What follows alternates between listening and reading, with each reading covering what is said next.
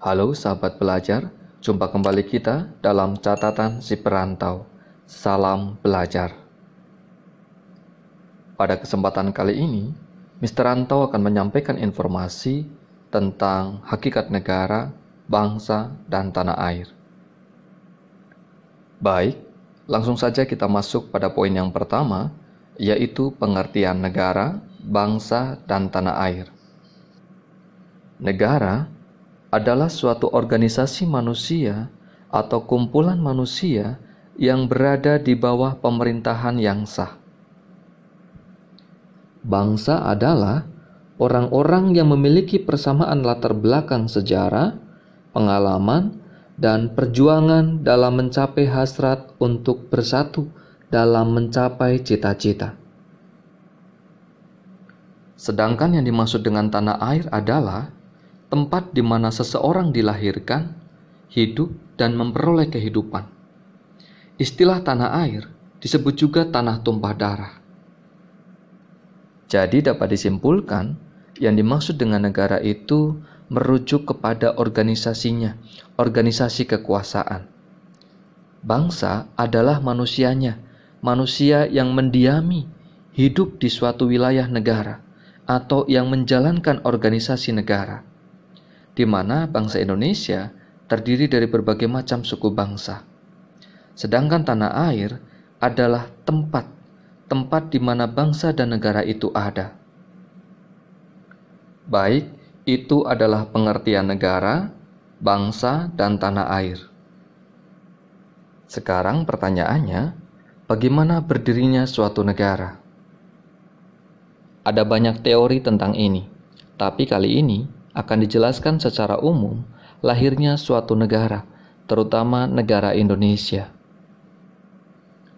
Berdasarkan teori perjanjian masyarakat, manusia pada awalnya hidup sendiri-sendiri dan berpindah-pindah tempat.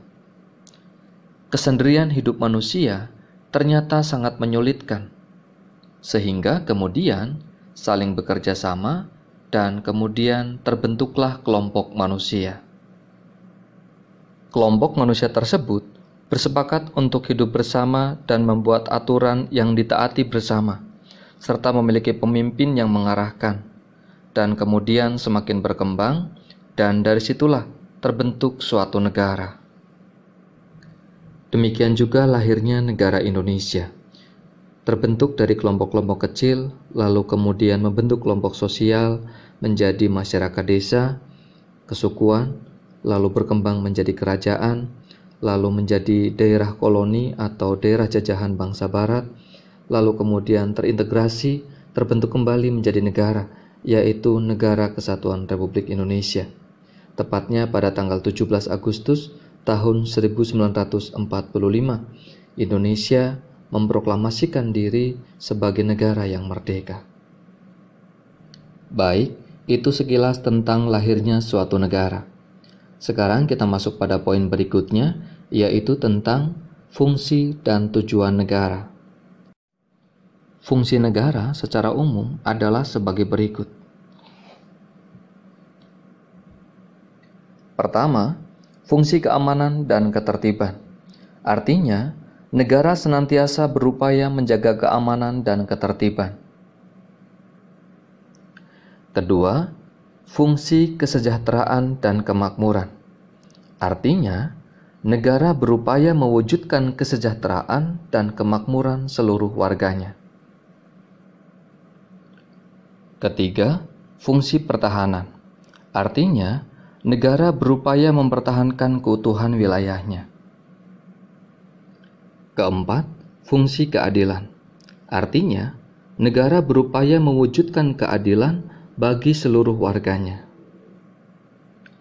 Kemudian tujuan berdirinya negara. Tujuan berdirinya suatu negara secara umum adalah sebagai berikut.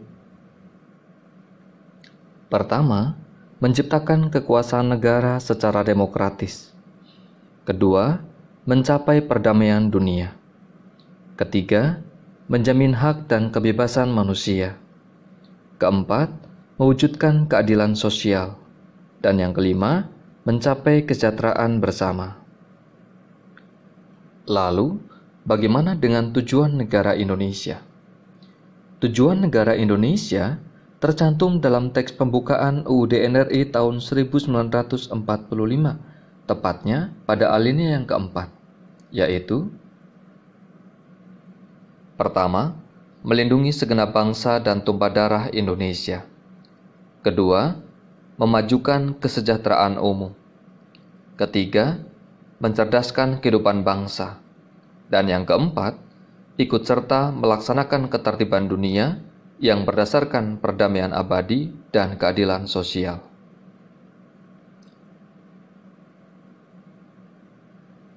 Baik, itu tentang fungsi dan tujuan negara. Sekarang, sebagai informasi penutup, akan disampaikan informasi tentang unsur-unsur negara. Apa saja unsur-unsur pembentuk negara? Unsur pembentuk negara dapat dibagi menjadi dua, yaitu unsur konstitutif dan unsur deklaratif.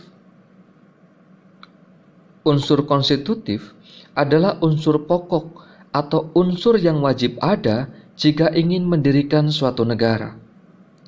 Yang termasuk unsur konstitutif adalah yang pertama ada rakyat, kedua ada wilayah, ketiga adanya pemerintahan yang berdaulat. Sedangkan yang dimaksud dengan unsur deklaratif adalah pengakuan dari negara lain. Pengakuan dari negara lain ada pengakuan secara de facto dan de jure. Oke, untuk unsur-unsur pembentuk negara secara lebih lanjut akan disampaikan di lain kesempatan. Waktu kita sudah selesai, demikian yang bisa disampaikan. Semoga bermanfaat. Terima kasih. Salam belajar.